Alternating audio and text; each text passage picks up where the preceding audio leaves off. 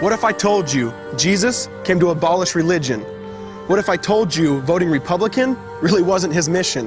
What if I told you Republican doesn't automatically mean Christian, and just because you call some people blind doesn't automatically give you vision? I mean, if religion is so great, why has it started so many wars? Why does it build huge churches but fails to feed the poor? Tell single moms God doesn't love them if they've ever had a divorce, but in the Old Testament, God actually calls religious people whores. Religion might preach grace, but another thing they practice, tend to ridicule God's people. They did it to John the Baptist. They can't fix their problems, and so they just mask it, not realizing religion's like spraying perfume on a casket. See, the problem with religion is it never gets to the core. It's just behavior modification, like a long list of chores. Like, let's dress up the outside, make it look nice and neat. But it's funny, that's what they used to do to mummies while the corpse rots underneath. Now, I ain't judging, I'm just saying, quit putting on a fake look. Because there's a problem if people only know that you're a Christian by your Facebook.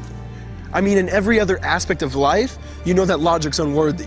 It's like saying you play for the Lakers just because you bought a jersey. See, this was me too, but no one seemed to be on to me. Acting like a church kid while addicted to pornography. See, on Sunday I'd go to church, but Saturday getting faded, acting if I was simply created to just have sex and get wasted. See, I spent my whole life building this facade of neatness, but now that I know Jesus, I boast in my weakness. Because if grace is water, then the church should be an ocean. It's not a museum for good people, it's a hospital for the broken. Which means I don't have to hide my failure, I don't have to hide my sin. Because it doesn't depend on me, it depends on Him. See, because when I was God's enemy, and certainly not a fan, He looked down and said, I want that man. Which is why Jesus hated religion, and for it He called them fools. Don't you see so much better than just following some rules? Now let me clarify. I love the church, I love the Bible, and yes, I believe in sin. But if Jesus came to your church, would they actually let Him in? See, remember He was called a glutton and a drunkard by religious men. But the Son of God never supports self-righteousness, not now, not then. Now back to the point, one thing is vital to mention.